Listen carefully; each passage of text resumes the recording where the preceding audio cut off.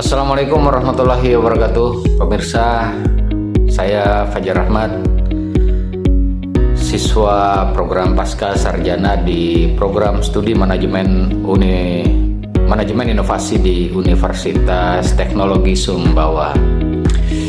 Video ini saya bikin untuk menganalisis sebuah video yang ditayangkan oleh Metro TV.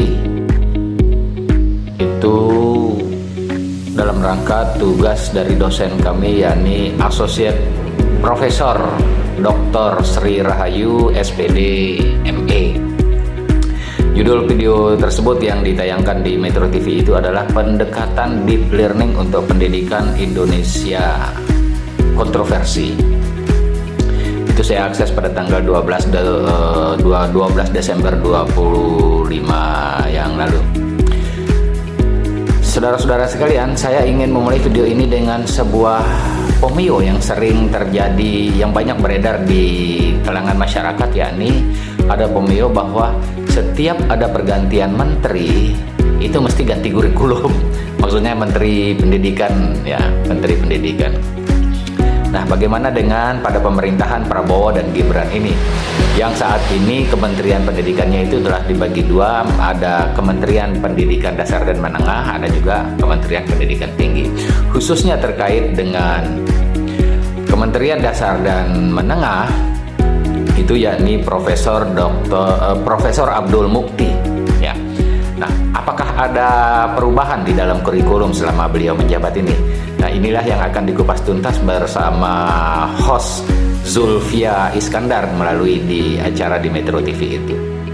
Nah, tetapi dalam kesempatan tersebut Profesor Abdul Mukti itu membantah tudingan bahwa setiap ada pergantian menteri itu ada ganti kurikulum. Menurut beliau sebenarnya bukan yang diganti itu kurikulum, tetapi mengganti kebijakan. Nah, tapi kalau mengganti kebijakan itu ya bukan ganti kurikulum, bukan.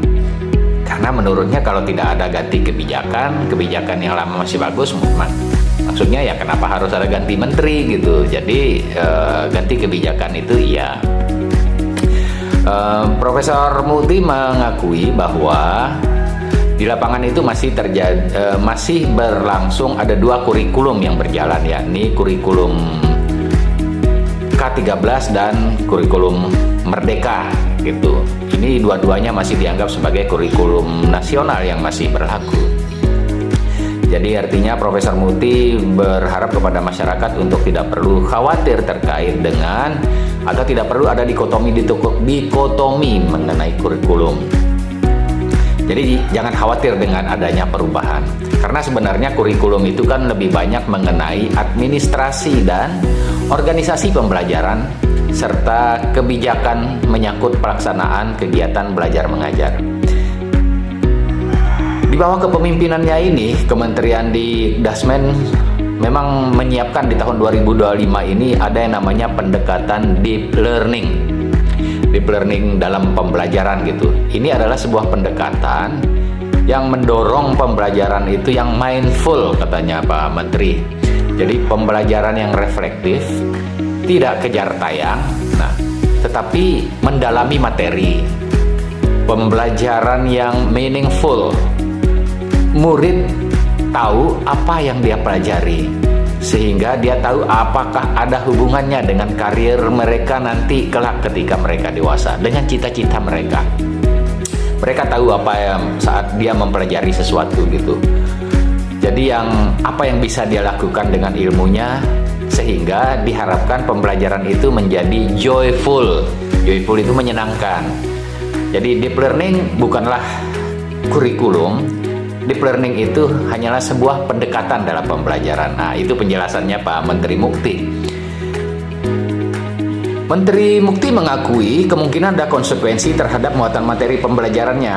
Karena di dalam pengamatannya Pak Menteri ini, pembelajaran saat ini masih dirasa terlalu berat ya. Jadi ada pokok bahasannya itu terlalu banyak.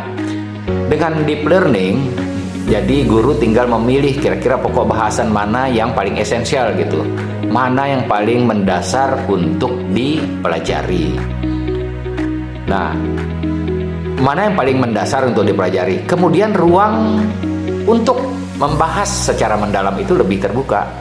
Jadi dengan demikian diharapkan guru dan murid itu bisa belajar dengan gembira, bisa berinteraksi dengan sehat, produktif. Diharapkan ada perubahan dari sisi muatan dan pokok bahasan. Nah, memang kemarin rencananya itu kan kalau bisa akan mulai diajarkan itu pada pada murid-murid kelas 5 SD, kelas 4 atau sampai 5 SD itu perbedaannya itu adalah mungkin mempelajari AI gitu, artificial intelligence ya. Jadi di situ mempelajari coding-codingnya juga gitu ya. Nah, meskipun di sekolah-sekolah lain sebenarnya sudah ada itu yang mempelajari AI dan coding ini dimulai dari kelas 1 SD itu sudah ada, itu katanya Pak Menteri.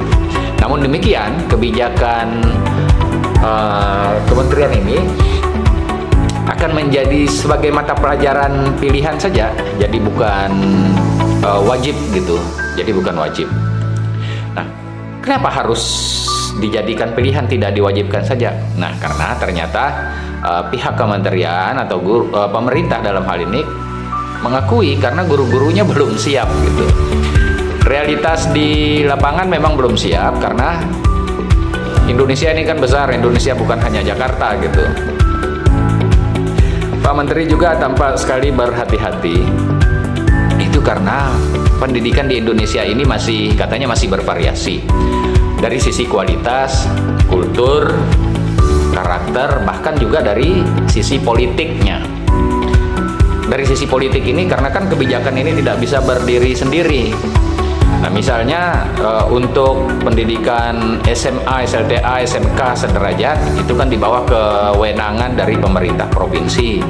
Sementara untuk SD, SMP, PAUD, TK apa itu segala macam itu di bawah kewenangan bupati dan wali kota. Nah, ini yang membuat pihak kementerian juga mesti berhati-hati gitu. Karena dinamikanya memang sangat dipengaruhi oleh politik. Jadi guru-guru itu kan diangkat oleh daerah, pembinaan juga dilakukan oleh daerah. Jadi pihak kementerian di sini hanya membuat regulasi yang sesuai dengan undang-undang gitu.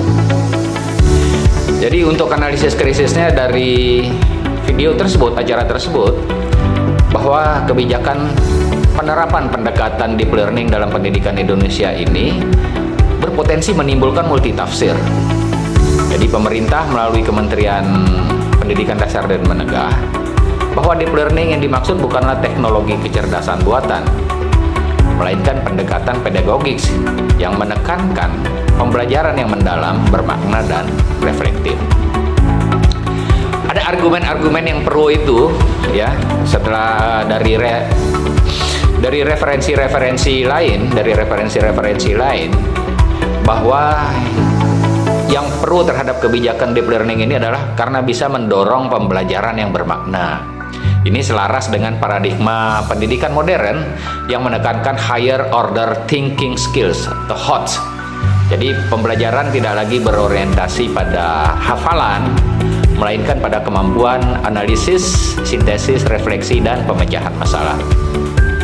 Jadi dalam konteks ini kebijakan deep learning dapat memperbaiki praktik pembelajaran mekanistik yang masih dominan di banyak sekolah. Selain itu, relevan dengan tantangan abad ke-21 ya. Kebijakan ini seperti berpikir kritis, kreativitas, dan literasi kontekstual. Yang berikutnya yang perlu ini karena ini tidak mengubah kurikulum secara struktural gitu. Kebijakan posisinya sebagai pendekatan, bukan kurikulum baru. Jadi deep learning dapat diintegrasikan ke dalam kurikulum gitu, ke dalam kurikulum Merdeka maupun kurikulum sebelumnya, kurikulum K13 misalnya. Selain itu, pendekatan ini mendukung otonomi guru dan sekolah, memberi ruang bagi guru untuk merancang pembelajaran yang lebih kontekstual sesuai karakteristik peserta didik dan lingkungan sosialnya. Jadi secara normatif, kebijakan ini sejalan dengan prinsip desentralisasi pendidikan dan penguatan profesionalisme guru. Sementara yang kontra, nah kritiknya itu terhadap kebijakan deep learning ini adalah adanya ambiguitas istilah dan komunikasi politik. Jadi menimbulkan kebingungan karena telah populer dalam ranah kecerdasan buatan gitu. Jadi kelemahan komunikasi kebijakan ini berpotensi menimbulkan resistensi publik. Dalam perspektif kebijakan publik ini menunjukkan lemahnya policy framing gitu, policy framing. Kemudian yang berikutnya adalah kesiapan guru yang tidak merata. Nah, ini implementasi deep learning ini menuntut kompetensi pedagogik yang tinggi, terutama dalam merancang pembelajaran reflektif dan berbasis masalah gitu. Namun realitas di lapangan menunjukkan kan masih banyak guru yang terbebani dengan administrasi, masih terbiasa dengan metode-metode ceramah, nah, gitu ya. Jadi belum mendapatkan pelatihan pedagogik yang mendalam. Jadi tanpa intervensi pelatihan yang serius, kebijakan ini saya rasa berisiko menjadi jargon normatif tanpa perubahan praktik yang nyata. Yang paling mendasar lagi adalah ketimpangan infrastruktur dan konteks daerah ya. Nah, jadi seringkali deep learning ini diasosiasikan dengan pembelajaran aktif, kolaboratif dan berbasis proyek. Namun sekolah di daerah tertinggal ini menghadapi keterbatasan sarana prasarana, jumlah siswa yang besar dan waktu belajar yang terbatas. Nah, hal ini berpotensi memperlebar kesenjangan kualitas pembelajaran antar wilayah.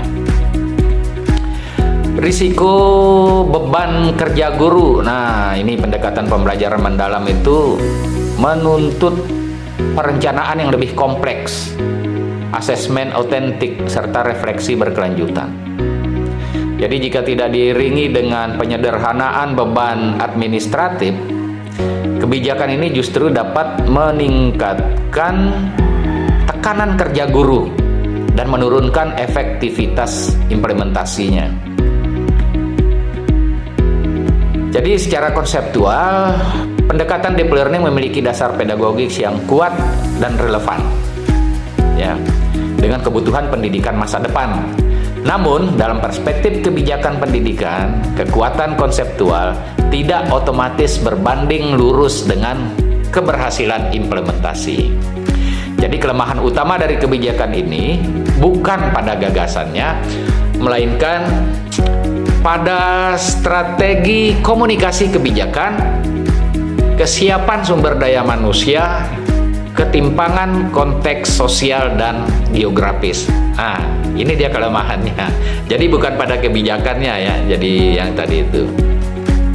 Jadi jika ketiga aspek ini tidak ditangani secara sistemik, pendekatan deep learning berpotensi mengalami apa yang sering disebut sebagai symbolic policy atau kebijakan yang baik secara wacana tetapi lemah dalam dampak nyata. Demikian para pemirsa, video singkat ini mudah-mudahan bermanfaat bagi saya pribadi, bagi pemirsa dan bagi Indonesia. Terima kasih. Assalamualaikum warahmatullahi wabarakatuh.